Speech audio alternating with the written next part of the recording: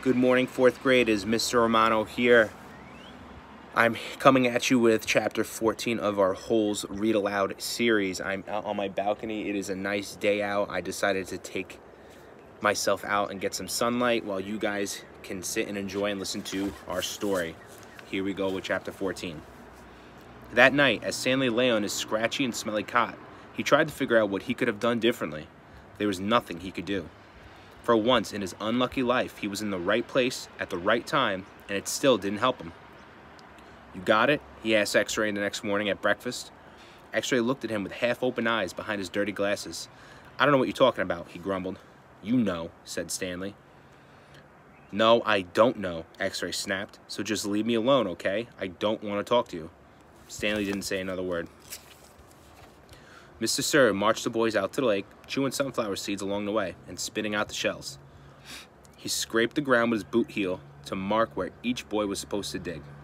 Stanley stamped down on the back of the blade of the shovel, piercing the hard, dry earth. He couldn't figure out why X-Ray snapped at him. If he wasn't going to produce the tube, why did he make Stanley give it to him? Was he just going to keep it?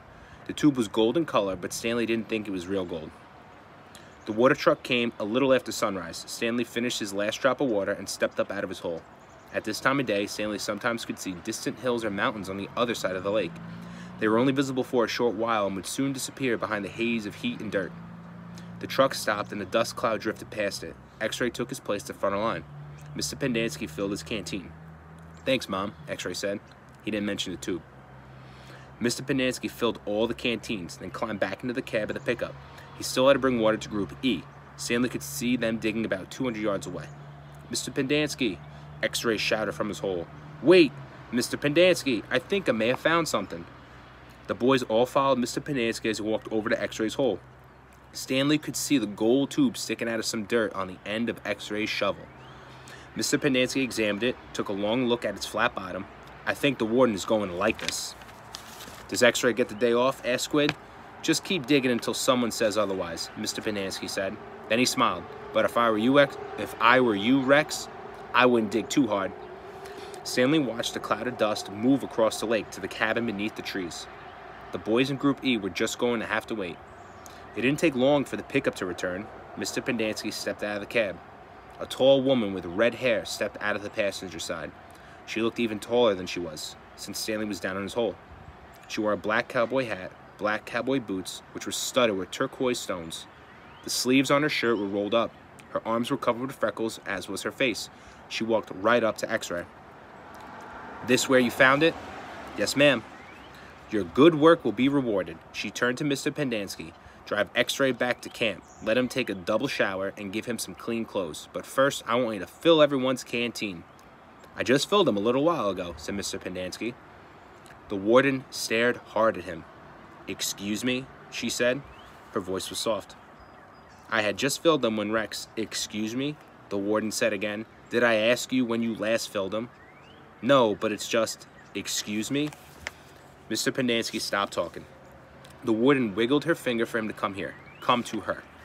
"It's hot, and it's only going to get hotter," she said. "Now, these fine boys have been working hard. Don't you think it might be possible that they might have taken a drink since you last filled their canteens?" Mr. Pendanski said nothing. The warden turned to Stanley. "Caveman, will you come here, please?" Stanley was surprised she knew his name. He had never seen her until she stepped out of the truck. He didn't even know the warden was a woman. He nervously went toward her. "Mr. Pendanski and I have been having a discussion. Have you taken a drink since Mr. Pendanski last filled your canteen?" Stanley didn't want to cause any trouble for Mr. Pendanski. "I still got plenty left," he said. "Excuse me?" He stopped. "Yeah, I drank some." "Thank you. May I see your canteen, please?" Stanley handed it to her. Her fingernails were painted dark red. She gently shook the canteen, letting the water swish inside the plastic container. "Do you hear the empty spaces?" she asked. "Yes," said Mr. Pendanski. "Then fill it. And the next time I'll tell you to do something, I expect you to do it without questioning my authority. If it's too much trouble for you to fill a canteen, I'll give you a shovel. You can dig the hole, and the caveman can fill your canteen." She turned back to Stanley. "I don't think that would be too much trouble for you, would it?" "No," said Stanley. "So what will it be?" she asked Mr. Pendanski. "Do you want to fill the canteens, or do you want to dig?" "I'll fill the canteen," said Mr. Pendanski. "Thank you." So we got some stuff going on here in chapter 15, and I will list our question in the discussion below. As always, I love and miss you guys, and I can't wait to see you in the classroom. Ciao.